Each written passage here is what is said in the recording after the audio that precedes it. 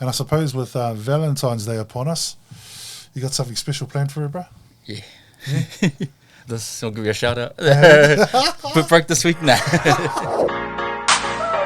BODGAST.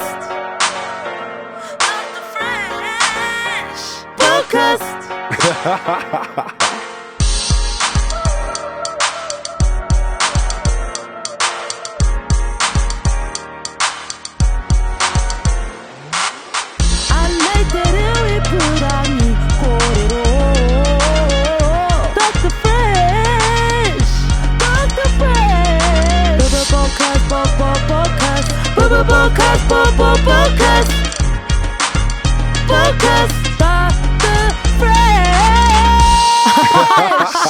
What's up, vibers? Welcome to episode 4 of the podcast. My name is Formati Fresh, and this week our podcast is proudly brought to you by Youth in Tech South Waikato, AOD service here in the South Waikato, who are there to help our rangatahi and youth. Check out their details on the screen below, and this week they have kindly sponsored us $40 worth of McDonald's vouchers for good, healthy eating. There are healthy choices at McDonald's, whānau. I give you the tip. This week, though, I'm privileged to have with me in studio a man who has, well, done wonders. Let's welcome him to the show, to the podcast today, episode 4, my man, Mr. Daley Manu. What's up, my brother? Kia rana, brother. You, brother. Good to have you in studios, bro. Thank you for having me here, bro. Hey, humbled to be, in your presence, my brother. Hey? Make me feel special. My man, my man. Well, bro, you've probably seen a few episodes of the podcast. This is all about local people that are making differences in our small community. And you, for one, have, my brother. Tell us a little bit about yourself, where it all started. Where were you born, brother? Born and raised here in Tokoro. When I was younger, moved to Whitianga till I was about 8 and then moved back here to home. Been here ever since. Mean, brother. So whereabouts did you go to primary school here in Tokoro? Yeah. What side of town were you on, brother? Lakeside, brother. Lakeside all day, still there. My man. So what, you were a Balmoral boy? Tainui. Yeah. Hey? Bumblebees after bumblebees. Yeah. Awesome, brother. Siblings? Mum? Yeah, parents? I got one brother, brother Leo. He's currently training out for his, I think it's Masters in the World's Olympic lifting. Doing his own thing over there, so yeah, he's on. He's busy too, yeah. Mum and dad here. Oh, mum's a Whitianga, dad's still here. Yeah. How's the old man? Hey, still working hard? Still playing up. Hey, is he still out there by the golf course, brother? Yeah. I hear a little story that he sells reused golf balls at a really, really cheap rate. Hey? Probably, right? It sounds like him. My man. All right, brother. Bro, like I say, it's really awesome to have you here, and I know you've done plenty of stuff, bro, through your young life, Yeah. I'll still call you young, brother, because you're still younger than me, so that's pretty young, I'll bro. take it. Hey? So tell us, bro, what have you been up to, bro? What you been doing lately? So lately I've been dedicating most of my time to family, but also on the side been training and participating in physical disability rugby league for New Zealand. Now we're called Futuporo Whaikaho. Futuporo Riki Whaikaho Aotearoa. Yeah, Bro, that's a mouthful, brother. Yeah. You did that well there, bro. Get in there, bro. You did that well, bro. You did that well. I want to ask you, bro, you mentioned disability. What's it like, bro, to have a disability? I've got plenty, bro. But Yeah. I need to ask you, bro, what's it like growing up with one? What have been some of the challenges, brother? Every day can be a challenge, bro, but as I say for myself, fortunately I was born with a disability. I haven't have to adapt to a life of a disability due to car accident or something like that. Unfortunately, some of my teammates have. But I can't really compare it to anything to a normality, but every day can be a struggle, bro. Like, you can wake up on a good day, wake up on a bad day. Putting your shoes on can be a struggle. Walking around, bro, you can trip over anything and everything. But just thinking and planning your day out, bro, can really help in what things you obviously can't do and what things you can do. You apply yourself, and with the physical disability, man, you can deal with some hardships mentally. So you gotta also be mentally strong and all that, and just know your limits, bro. Know your limits, but don't set your limits. Like, Harder, bro. Interesting, bro. Just taking what you've said there, you mentioned you were born with it, so you didn't get it from an accident. You didn't, you were born with it. So what I'm taking from that, brother, is you've basically felt normal, I suppose, to a degree. Yeah, no, definitely, bro. Like, I'm only physical disabled when I walk past like a big mirror or a shopping window or something like that, or that small, swift little kick in the guts when life gives you something and you realize, oh, that's right, I'm physically disabled. But now being normality, bro, it's like I said, there's a small little hiccups in life, and there's plenty out there that to look forward to, and like you said, bro, it's just normal to me. Bro, So that's pretty cool, man. I've probably haven't heard it like that, but it's cool you've mentioned it like that.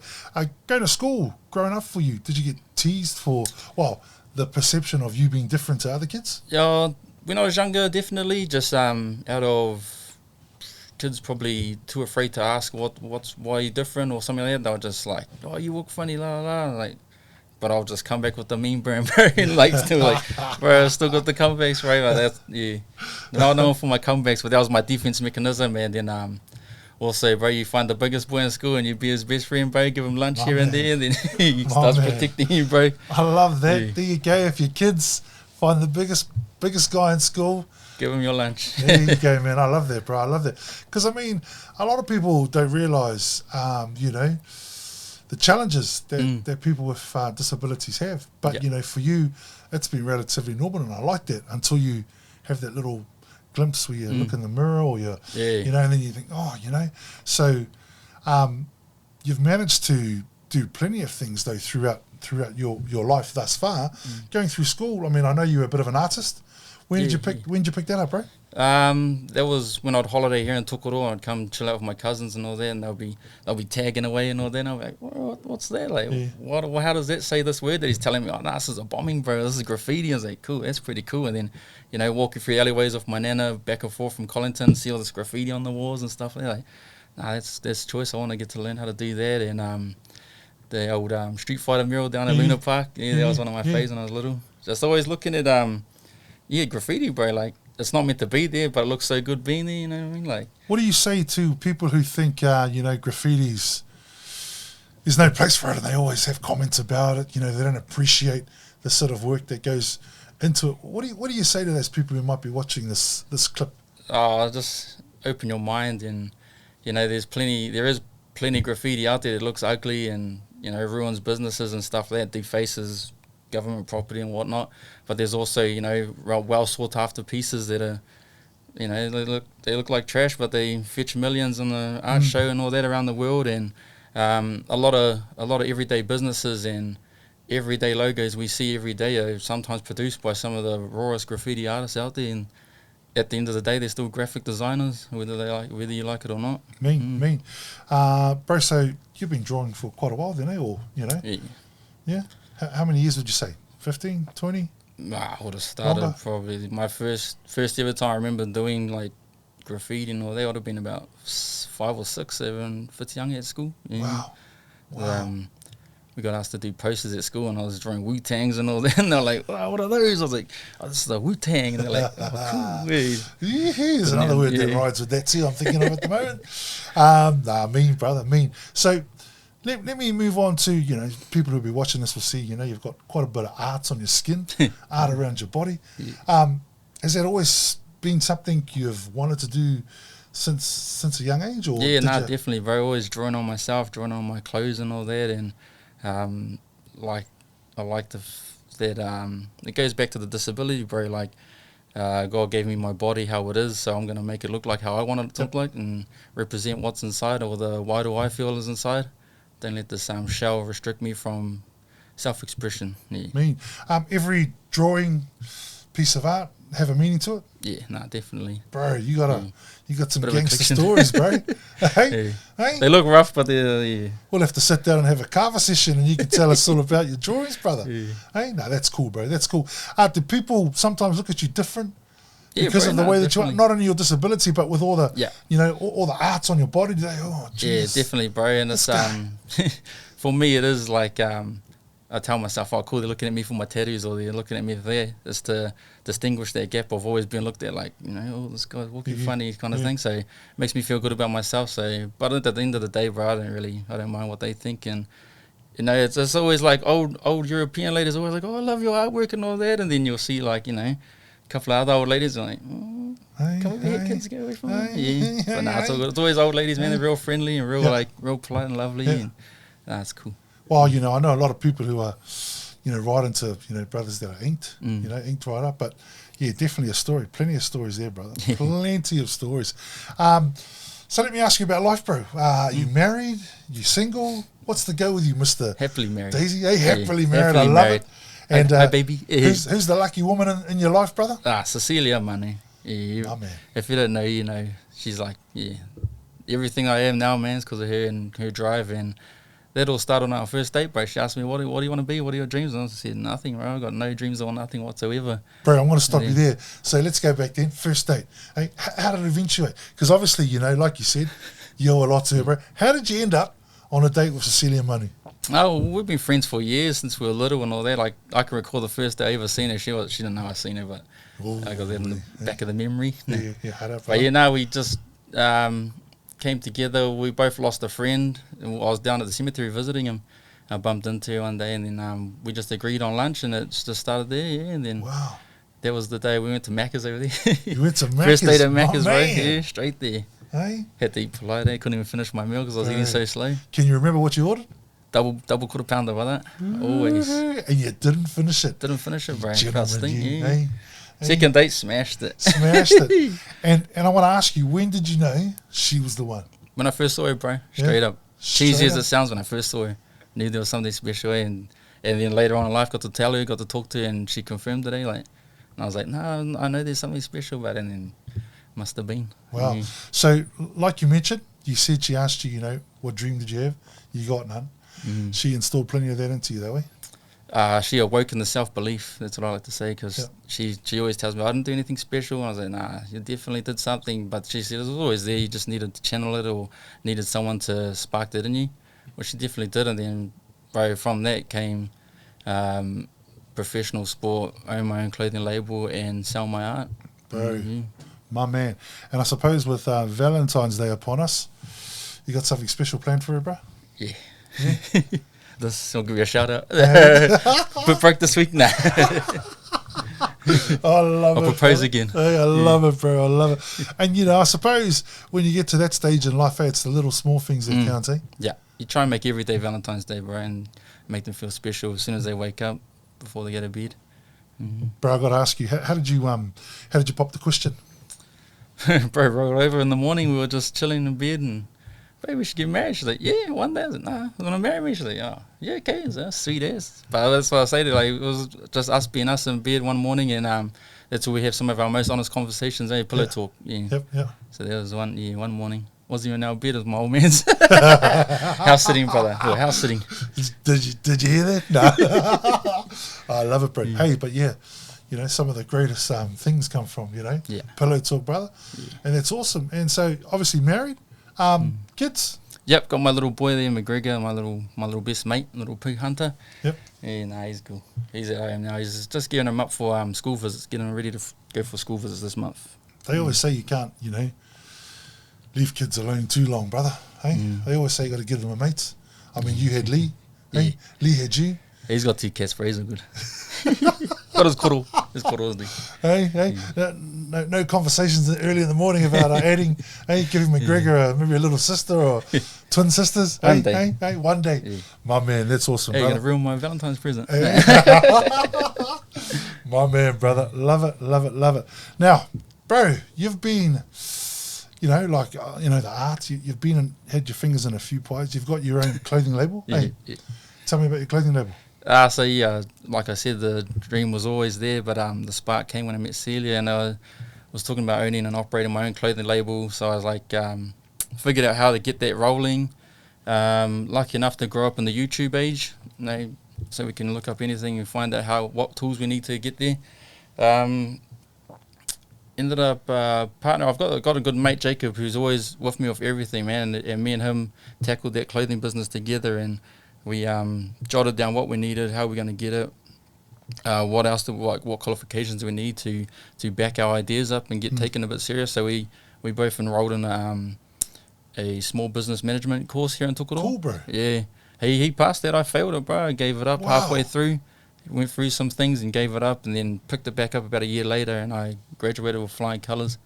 The tutor from that class ended up becoming one of my mentors in life. And when we kicked off this clothing label with trying to think of names and all that, and I always sat on the idea of loyalty over royalty. And to me, that means like being loyal to yourself no matter what anyone says or how it affects anyone else.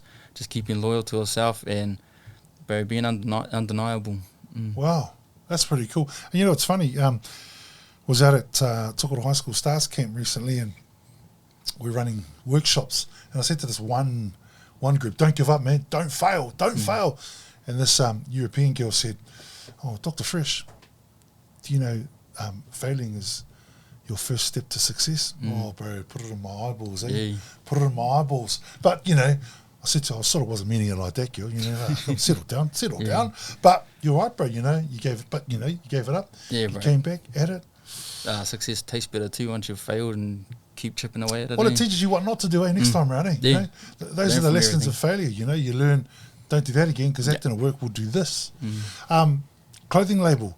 There's plenty of them about, bro. What's behind having your own clothing label, brother? Just majorly, bro, self-belief, and you've also got to kind of like separate yourself. Even though it's very personal to yourself, you got to separate yourself from it so that any critique that comes back can be taken positive or negative without affecting the other life and your life in general. So with anything I create, I go under my alter ego, Mr. Metaphor, and that's where the art comes from, the clothing and all that. So if any critique comes back, it goes on him, not my shoulders. There's heaps of clothing brands out there, brother. How do you, I mean, I bet you're not there to make money. You're there to sort of, you know, tell a story with your brand, no doubt. How do you find it in the market at the moment? How are things going? You're selling much? Slow? How are you finding it? So when I first started and the passion was there, like thriving, we did pretty good. So in the first month, we like accumulated money that I would never even dream of that would come from my own ideas. Years later, I noticed that I could help generate money for other people that were just starting off or small organizations that were needing fundraisers and stuff like that. So I've kind of shifted I've put my thing on the back burner and shifted my focus on bringing the next person up who's just scraping along and just starting their clothing label, teaching them how to get to where I was, and then also teaming up with like men's mental health groups and stuff like that and helping them produce T-shirts to generate funds for their cause and all that, all through meeting people from the journey. So it's been cool. So the T-shirt you're wearing now is one of yours? Yeah. I like it. Let's go. Let's go. Hey, Lego, let's go. I like it. I was just Remix of sitting the there Lego watching brick. it. Yeah, bro, I was watching it. I was like, wow, man, that's pretty cool. And, you know, stuff like that is, you know, quite original, quite funky. There's a message to it. It's unique.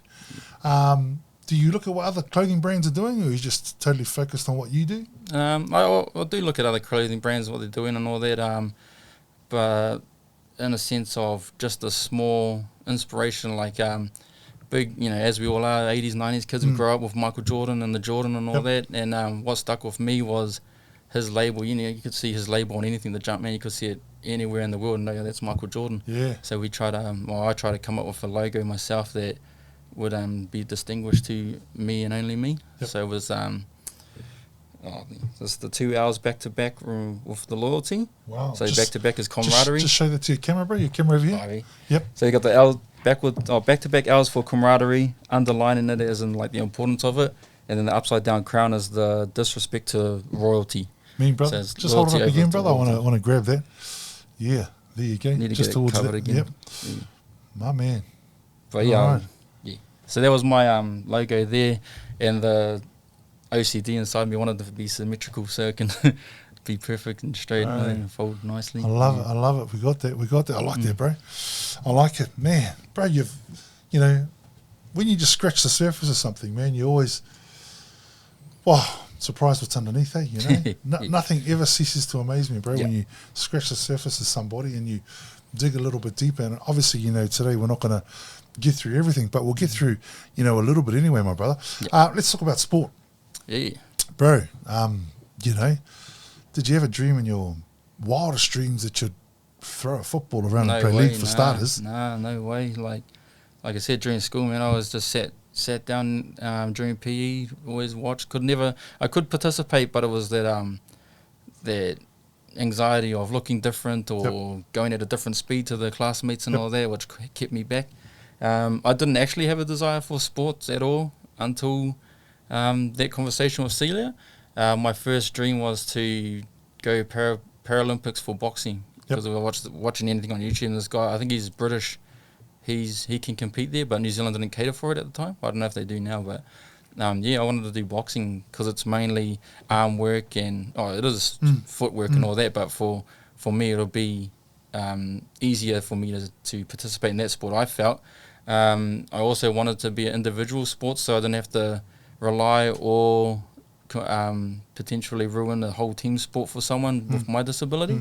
That went out the window, and I looked up different sports, and in our area it was only archery and shooting, skeet shooting and stuff like that, which I have no desire to participate in or even try it. And then scrolling through, bro, and seeing this guy just smash this guy from Aussie in Rugby League, and we all watch Rugby League, bro, and I didn't know who this guy was, but it was New Zealand versus Aussie representative, and it was put up at the time by Physical Disability Rugby League on Facebook. So I messaged them and, hey, is this still going? Because it was, I think the clip was from 2015. I found it in 2018. I was like, oh, you guys still in establishment? You still going? And all that. She goes, yeah. Whoever was messaging me back, come to training this weekend. We're Auckland based. Blah blah blah. I was like, oh, cool. That was the day that Joseph and Zane brought the cup here. Wow. So I was meant to go to Auckland straight after the Santa Parade. Yep. But then I can't remember what happened. We didn't go, so we had to go the following weekend. Got up there and met everyone, met the guy on the video clip who smashed the guy. He's now like one of my closest bros in the team. I got named after him in the first ever World Cup team, so that was a big honour for me, because he was like, he's like our Michael Jordan, like he's the man. Yeah. He's like the go-to guy. And that first training I went to, we met this lady, and she offered us a spot in the TV series, which we took and ended up on TV for it and all that. I felt a bit stink. It was my first. I think I was the first new player there. It was my first day there, and I got picked out of them to do the doco, and where these other guys have been there from the get-go. Maybe it was your looks, bro. Probably. Maybe it was your looks, Kaz. Coach always says, it was Unbreakables. Coach goes, they meant to call it Undateables. I said, I like that one. I like that one. But when that snowball started, like you said, man, it just kept going, and all these different doors were opening and opportunities went. So I knew that it was the right choice.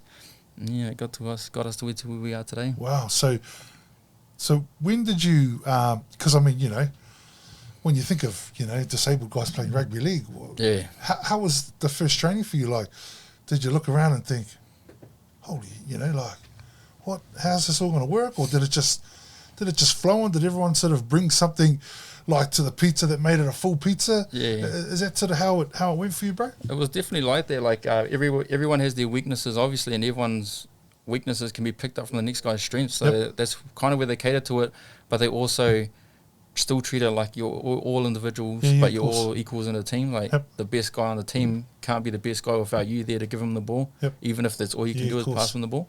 But like you said, everyone plays their part in there. When we first got there, I was quite blown away because the intensity of the training. I thought, cool, because I hadn't even ran. I went and got me some boots like the day before, took them down to the fields here, and like was trying to teach myself how to move faster than a walk. And I was like, went right to the back of the field so no one could see me. Tripping over. Boots were uncomfortable, and then and bro, then that would have been something though, like back of the fields, went there so no one could see you. Yeah. You must have thought halfway through that afternoon, what the freaking heck am I doing? Hard. And then I got there, and I, as I kept going, I realised this guy here wishes he could do what I could do, and I wish I could do what he could do. And there's all these insecurities all together. They just disappear. So that's why it was easy for me to stay. And I pushed myself to the limit at that first training. I thought I was going to vomit on that, didn't, but I maintained. Ankles were flared up, sore as, but I loved it. It was awesome. And my cousin came. He was in Auckland. He came there to watch, and he was like, "Oh, he's on after these guys." I was like, "No, that's our team." He's like, "Well, where's the disabled guys?" I was like, "Bro, that's us there, bro." And he was like, he couldn't believe it because of how intense training was. Wow. What position did you put your hand up for, bro? At the start, so there's different coloured shorts, and the black shorts are like your forwards, your centres, and all that. They get the ball passed to them, and they do all the tackling, all the running, and all that. Red shorts, your your rules apply as like a touch player, so you can only touch people and people can only touch you. Yep. But you're in the halves and in the hooker position, like getting Yep. the ball out. At first, I started in the centres because that's where I wanted to be, and then had a few games there, and coach realised that I was not so much a liability, but when I would get the ball, I would do things that they needed in the middle. So he asked me to tone it down, come down to red shorts, less contact and all that, and then I'll be able to go into the halves. And I was dummy half at first, Yep. which I was happy about for the sake of being able to help the team in the middle, but I was also wanted to be full contact because I could play touch here if I needed to. Yeah, of course. But during the show, we got the opportunity to see a physiotherapist, and she also said that it would be no good. If I wanted to play the sport for more than 3 or 4 games, it was to go into touch rules. So Right. that's why I took that leap there, and haven't looked back since. And it's like I keep saying, it got me to where I am today, but it also got me selected for the New Zealand team. So, Yes. Let's have a quick talk about that. You got selected for the New Zealand team. You went to World Cup. That must have been trippy. Yeah, bro, that was mind blowing. So because of COVID, we were Rugby League 2021, but it got cancelled till last year. So the excitement would be there. Yeah, we're going, and then months later, it's been cancelled. They don't know if they're gonna kick it back up again. The Rugby League World Cup got cancelled. We actually had the opportunity to still go. So without the Rugby League World Cup, but coach decided no, we'll stay back our Rugby League family and all go together the next one. So that was good. There's meant to be 6 of us. Scotland and Ireland pulled out, so it was only us, England, Aussie, and Wales. But there was. It kept getting cancelled and all that, and then when it was just around the corner, man, that's when the nerves started kicking in. So it was like, this is actually really happening, and then started getting our kit sent to us and getting our artillery of what's going to happen over there and all that. And man, it was hitting home. First time to Europe? Yeah, definitely. I've only ever been to Aussie, and that was it. How was that for you? That was all good, bro. The flight was surprisingly okay because most of us can't sit for long times, so we're like 30-hour flight, or 30 hours on planes, broken in half. But what did you get, business class or travel normal, economy? Or? Economy, bro. Oh, but Singapore Airlines economy is right up there, bro. It's nice, right. Nice room and everything, video games and stuff like that. Yeah. Nice food. Yeah. They just encouraged us to get up and walk around every 10 minutes or every half an hour or so. Yep. But now it's cool. It was just getting used to that time change. Like, you'd have a full-on sleep in the plane, wake up, and it's still daylight. And where we left, I think we left here on Sunday, got there on like Tuesday or something like that, like something weird. Like we travelled for 2 days, stopped in Singapore. Yep. And that was weird too. Like, it was just, but once we got there, bro, it felt like Rotorua. Because we landed in Manchester, then we drove to Warrington. Yeah. And where we were based, it felt like Rotorua or Aotearoa, because it was just surrounded in farmland. Wow. And then we stayed at like this theme park, Gulliver's World. Yeah, stayed at this theme park, and then we had this castle next door to the theme park, so people from around the world can travel there, work there, and live there as well. So we had that to ourselves, But like, it was October, so it was Halloween every day over there. And there was just like thousands of people all outside the castle dressed up and going in and out of the theme park. Bro, that must have been one heck of a bloody experience, bro. Yeah, it was a trip and a half. It was cool. Like the fact that you can just bank that and talk about that, to your son, to your grandkids, that's awesome, out the gate, bro. That is out the gate. Eating your lunch and squirrels and stuff running past. Like, oh, what the hell? Wow. Yeah. And you see that stuff in the movies when you're from Tokyo. So you guys went, did you go while the World Cup was running or just before? Because the World Cup went for what, like about 6 weeks, didn't it? Yeah, so we were over there for 2 weeks. We got there, I think, maybe after the 3rd or 2nd round, I think. They were still they were there before us, but we got there a few days, about a week later. Yep. Unfortunately, didn't get to catch up the Kiwis over there, but we went and saw the Cook Islands play, and they played PNG, so we got to see those stars there. Got to see Zane. Zane was playing for the Cook Islanders. Yeah. I think I've seen you guys haka. You guys did haka for him? Yeah. Nah, I told coach, like, not to be that guy, but I told coach, bro, there's no way we're going all that way and not doing the haka for the Cook Islands if we're gonna have a Māori name and all that, Hard. Bro, that's crazy, bro. That would have been, an experience. What about playing in the World Cup? Where did you guys play your games? We were based in Warrington, so we had like the equivalent of our sports grounds here was like the feeder club for the Warrington Wolves. So we trained in, it's a Victoria Park, so we trained and played there. It's their feeder club, but it's like real professional, looks nice and well looked after, gated off and all that. And then our grand final was at the Warrington Wolves headquarters at their home game. Wow. Yeah, that was massive. Bro. How did you get the World Cup? We come second. Yep. Yeah, so we played Wales first. During that game, we lost for points, but during the game it was, I don't know, the officials realised that they were playing at an advantage for half an hour. Is when they scored all their tries, so they got their win stripped off them. Wow. We beat Aussie in the second game, so we had to beat England in the third game to qualify, but after the Australian game, it had to be announced that we'd been put through anyway because of our first win, technically. Wow. But we didn't know until that day. Yeah. That was so awesome. you get to the final. That must have been trippy. Yeah. Oh no, sorry. We found out. So we played England third time, and we thought we had to beat them to make the grand final. But because of points, they were already in the grand final, so we had to beat them to play them again. And then at half time, it was announced that we made it to the grand final. Yeah. Wow. But that game was in our rules. If you're down to 7 players, they have to call the match off, even if you're winning. Yep. And we dropped down to 7, and we were ready to call it because we were down like 50 points to 2. Wow. We're getting a hiding, and all our key players had gone down injured, and they were about to. We got told the game was getting called off at half time, so we were nearly in the showers at half time, and they go, no, he's got to go back out there. So we ran out like half dressed and half prepared, already up, like, you know, that mode is gone, like game day's gone sort of thing. Had to quickly switch back on, go back out there, just had fun, and then won the hearts over of the English players and their fans. So it was cool. Wow. Happened how it had to happen. My man, bro. I mean, I suppose in your lifetime you never would have thought you would have gone to Never. played sport, got to a World Cup to represent your country. Yeah. Do the haka. Bro, did you lead the haka?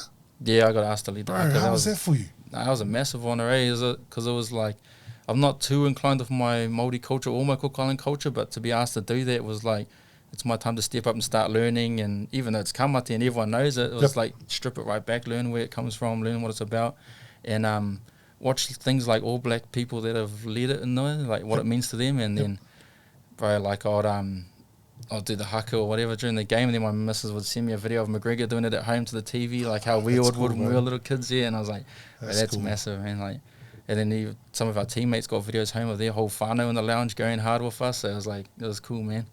And before we left, my mum sent me a message, and she was like, when you feel that tingle in the back of your neck when you're about to lead the haka, that's your whole tribe behind you. I just held on to that day and I let it rip every game, man. Or we did probably like, we played 3 games, but we did probably like 10 or 12 hakas to thank everyone over there or represent where we were staying and stuff. And each and every one, man, gave it assholes and let it rip, bro. My man, good stuff. When you came back, I suppose caught up with family and let it sink in. Yeah. What did you want to do for 2023? Hit Macca's. Macca's and CFC was first on the to-do list, bro. But no, I did. I came straight home, gave the young fella my medal as promised, and then got back into it, bro. Straight back down to the gym, and only held on to what games I ran out of energy or where I could pick up, and definitely work on leg strength as opposed to arms and all that, and adopt cardio. Put more cardio in there, bro, for coach will breathe my ass. Does that mean when you adopt more cardio, is it like more pillow talk? More after pillow talk? Hey? Go on top now. My man. So, 2023, bro, you going to play footy again this year? Yep, so I just got off the phone this morning with the New Zealand Rugby League rep who's on her way to meet up with our whānau up there and discuss what's going to be happening for our calendar.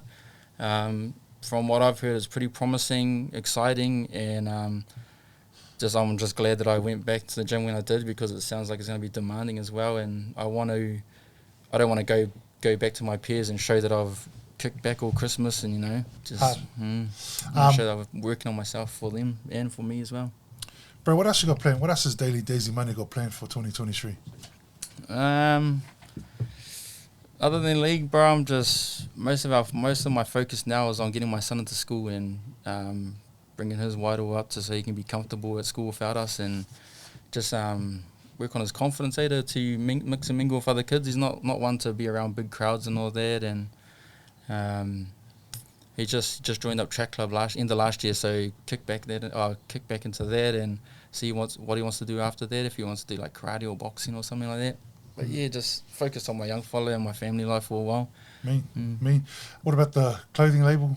Anything planned there for 2023, Day? Yeah, I'm still, like I said, I'll let my own personal clothing label kick back for a bit and just jump back onto helping other people and catering to their needs. And I've just been approached by the bro in Rotorua with his men's mental health group, who Nice. we did t-shirts for them last year, and they sell the t-shirts, use the funds to get like care packages and that for brothers in need. It's focused on men's mental health. Yeah, Nice. So it's cool to be part of that.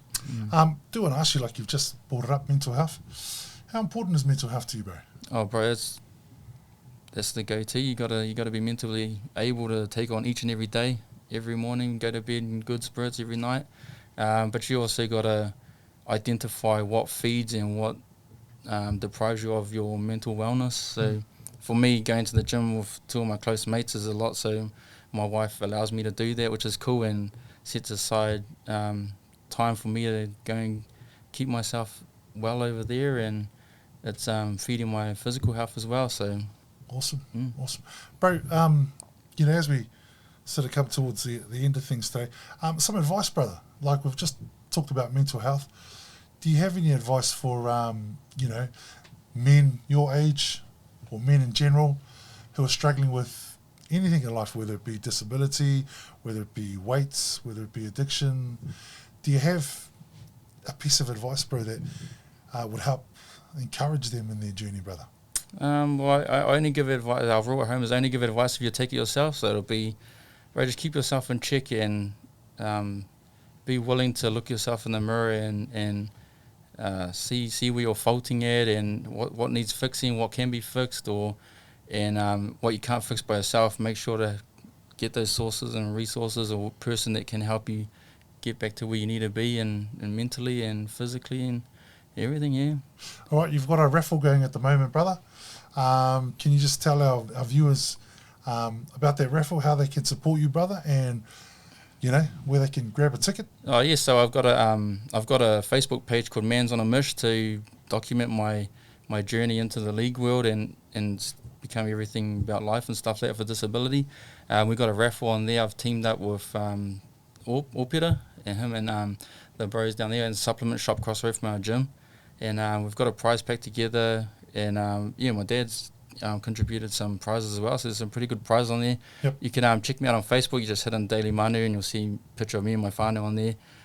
From there you can just scroll down and find the raffle on that. Cool. We'll chuck that link down the bottom in our description box, so you guys can get along and support the brother and everything that he's doing. Yeah. Oh, and the raffle was just to support my my needs of travelling back and forth from Auckland to trainings and stuff like that. So it's definitely going to help my rugby league calendar. And I suppose if there's any businesses out there in the South Waikato or watching who'd like to support and help Daley in his journey, touch base, get in touch with us, and we'll be able to point you in that direction, or you can private message the Facebook page and have a chat to Daley, and no doubt figure out how you can help him in his journey. Bro, if I could ask you, how would you describe yourself in one word, brother? Loyal. My man. To the end, brother. That goes a long way, doesn't it, brother? Hey? And it's funny you've said that, because that, basically, for me, describes you as one loyal brother, loyal brother. And, there's so many people in your life who've been there to help you, bro, and support you, and that's really cool. Any other sponsors you want to send a shout out to, bro, who've been helping you in your journey? For the last World Cup, definitely Gym 56, always and forever. Elite Fitness, or Evolution Fitness, down in Whitianga. The bro down there sponsored me as well. Go Fox Patarari, they were helping me out. McDonald's took it all. Bro sponsored me too. McDonald's. Yeah. No, that's cool, bro. That's cool. Does take a whānau to make it all work, a village. Yeah, hey, brother. Oh, shout out to the Sharkies too, always Pacific Sharks Rugby League. All day. And the Falcons, Hey. brothers always helping. Yeah. Hey, all right. Love it, bro. Love it. Hey, well, our show today, our podcast number 4 today, was sponsored by Youth and Tech South Waikato. Again, check out their details below, and they're $40. So, bro, I know you got a boy who probably loves Macca's. Oh. So we're going to give that to you, bro, so you can take it home, my brother, and take me to Valentine's McDonald's. There you go, brother. Take the missus along with you. Second date at Macca's. Hard out, bro, hard out. Really love that first date. Yeah, bro. And appreciate everything you're doing, brother. I know you're doing heaps in our community, bro, and I watch what you do, and I'm, inspired, bro, by watching a lot of your material, because, it takes someone like you, bro, to, not worry about that reflection in the mirror, bro, and just in there, gangster it, doing your thing. So appreciate everything you're doing, bro, and the example that you're setting for many young and old people in our community, that anything's possible, Sometimes a disability is just all of those top 2 inches, you know what I mean, bro? Definitely. So, again, bro, appreciate everything you're doing, bro, and love your work, and, we'll catch up, bro. Cool. Both organisations, bro, throughout your journey, and who knows where you'll be next World Cup on the horizon, eh? That's the plan, bro? Yeah, bro, definitely. That's the plan. Go there and bring back that gold. My man. I love it, bro. Again, Daley Manu, thank you for joining me, brother. Thank you, brother. On Appreciate the podcast. Bro, I love having you, bro. Cheers, you mate. take care, and we'll catch up with you soon. Cheers. There we have it, Vibers, the podcast, episode 4, proudly brought to you by Youth and Tech South Waikato. Check out their link below. We'll catch you next week, episode 5, where we have another special guest coming your way on the podcast with the Formati. Peace. Podcast. Podcast.